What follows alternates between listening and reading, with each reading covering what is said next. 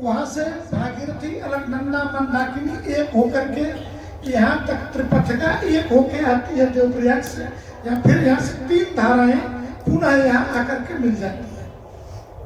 तो भगवान शिव को क्यों कहा गया त्रय शूल निर्मूलनम शूल पाणी?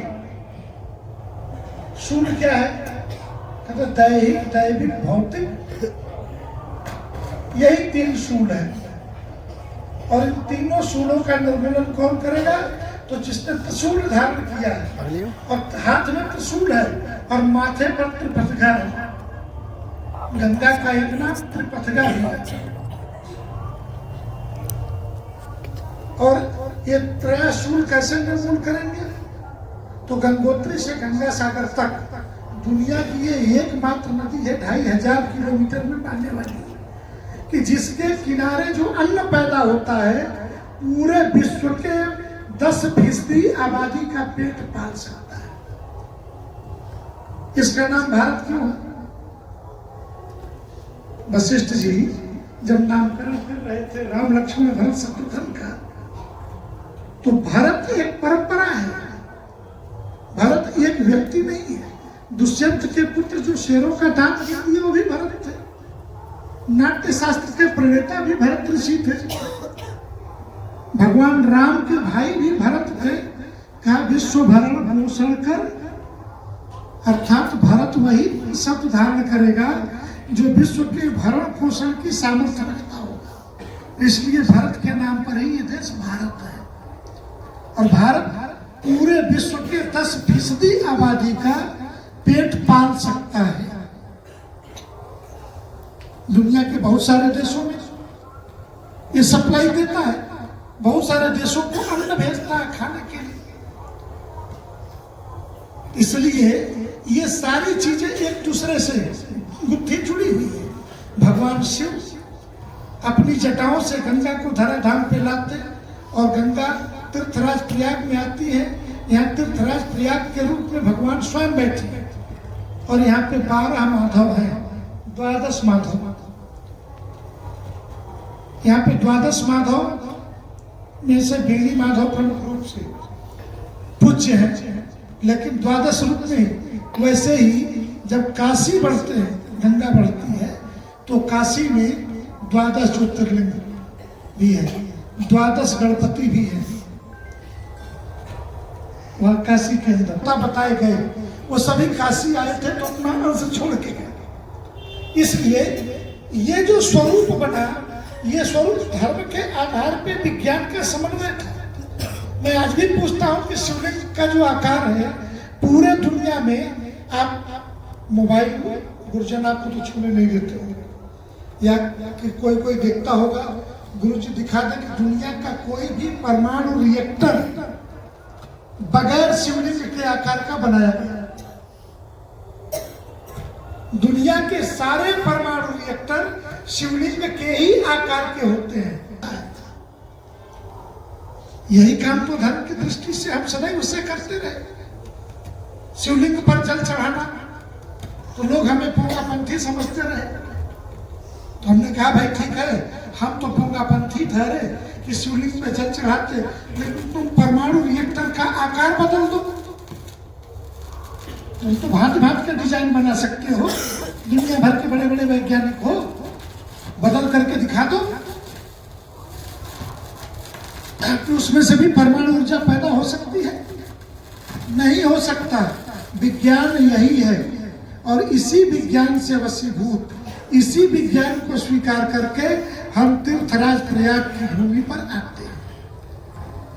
कभी कभार कुछ स्थान पे आपको जाने पे बहुत खराब लगता होगा, कुछ स्थान बार बार आपको खींचते होंगे अपनी तरफ, कुछ व्यक्ति भी होते होंगे जो आपको देखने में अच्छे लगते होंगे,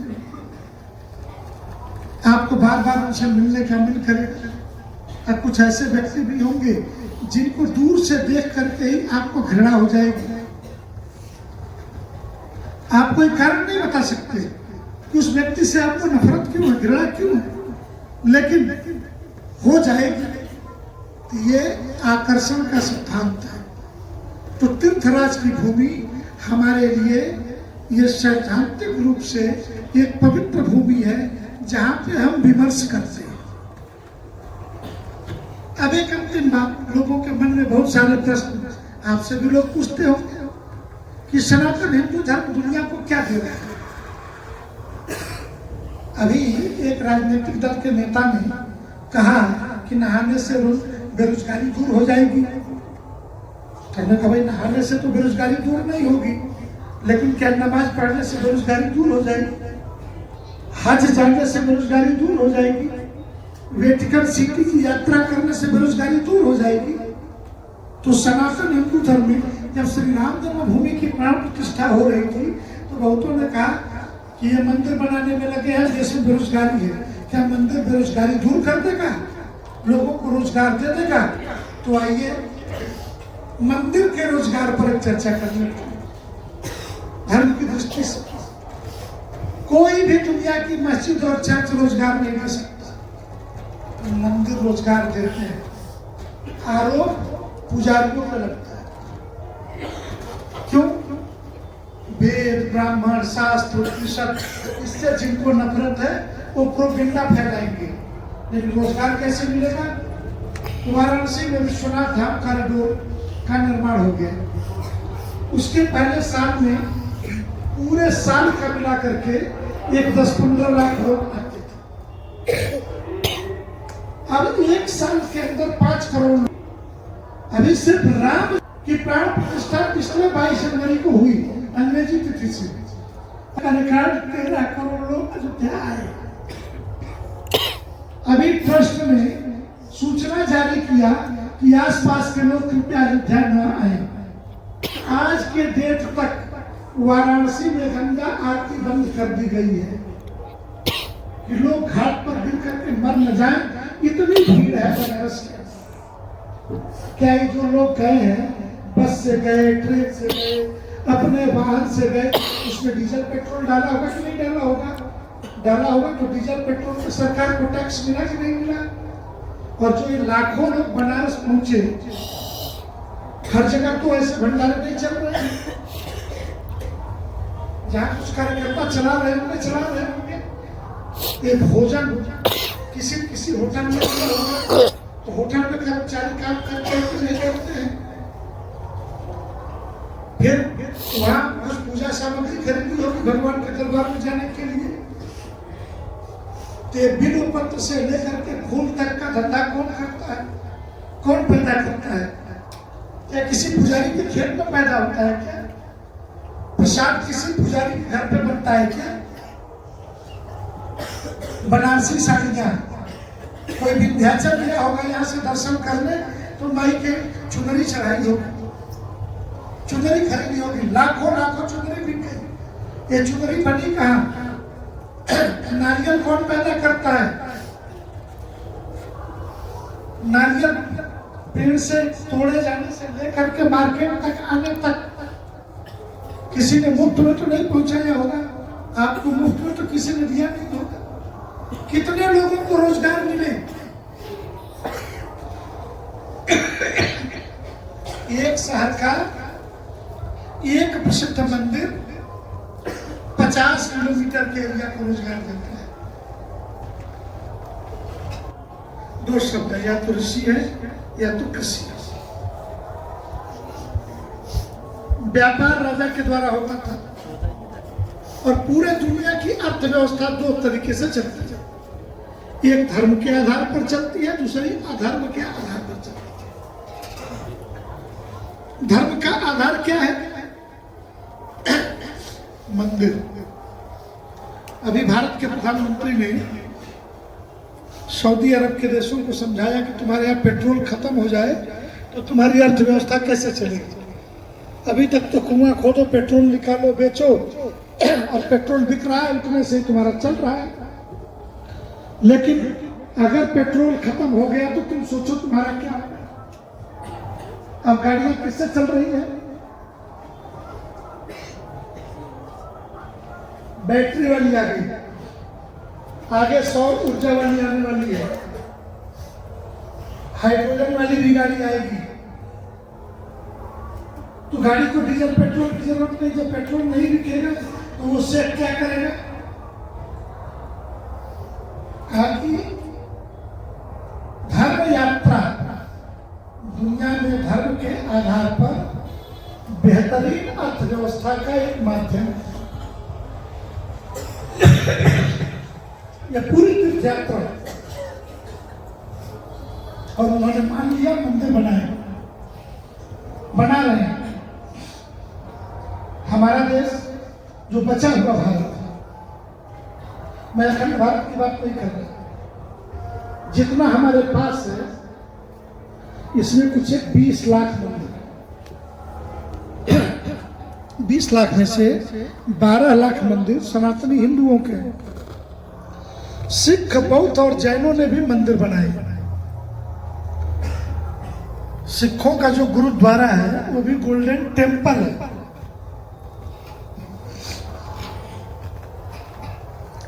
तो ये जो मंदिर है ये अर्थव्यवस्था के आधार कैसे होते थे? मंदिर में लोग दान करते थे और मंदिर में जो दान आता था कोई पुजारी अपने ऊपर खर्च नहीं करता था। कभी आपने नहीं सुना होगा कि मंदिर के किसी पुजारी ने कभी सोना चुराया। मैं ये बात आपके सामने आज इसलिए कह रहा हूं कि आप जिस पीढ़ी में आगे बढ़ रहे हैं मन मस्तिष्क क्लियर रहे। 1000 वर्षों में राजा रवि वर्मा की परंपरा में केरल का जो मंदिर है त्रावणकोर का पद्मनाभ स्वामी मंदिर रवि वर्मा के परिवार का है। हजारों सालों से उस राज परिवार के लोग मंदिर आते हैं, बाहर निकलते हैं तो बालू झाड़ करके वापस जाते हैं अपने घर कि मंदिर का बालू ना चला जाए। कभी एक सोना चोरी नहीं हुआ, जबकि 55 किलो के सोने के कढ़ाई में भगवान का प्रतिदिन का हलवा का भोग बनता है। हमने वो कढ़ाई देखी है, लेकिन किसी पुजारी का बेटा बीमार हो और वो सोना मंदिर में से चोरी करके खुर्च के ले जा करके बेच ले कि 10 ग्राम भी चोरी कर लेगा तो 60-70 हजार रुपए उसे मिल जाएगा और बेटे की दवा करा लेगा। लेकिन बेटे के इलाज के लिए भी कभी किसी पुजारी ने चोरी नहीं की। हजारों सालों के इतिहास में किसी पुजारी के द्वारा, क्योंकि उनका संस्कार हम देते हैं, उनकी सारी चिंता हम करते हैं, इसलिए उन्होंने ये काम नहीं किए और वो पुजारी किसी गुरुकुल परंपरा से जाएंगे। अन्यथा सुप्रीम कोर्ट में सोना गिनने के लिए जो कमेटी बनाई सुप्रीम कोर्ट की, 250 करोड़ का सोना चोरी हो गया। गिनने में 250 करोड़ का सोना चोरी हुआ। 5 लाख करोड़ का सोना उस मंदिर में उस समय लोगों ने गिन के बताया था। चौथा फाटक नहीं खुला था तब। इसलिए मंदिर, तीर्थयात्रा, तीर्थाटन ये सनातन हिंदू धर्म के रोजगार के माध्यम है। यही धर्म आधारित माध्यम है जो सरकार को बहुत बड़ा राजस्व देते हैं। मुगलों ने मंदिर क्यों तोड़े होते? इतने भी मूर्ख नहीं थे, उन्हें पता था कि ये जो मंदिर है यही मंदिर आधार है हिंदुओं का, इसलिए मंदिरों को ध्वस्त करो और मंदिर तोड़ डालो।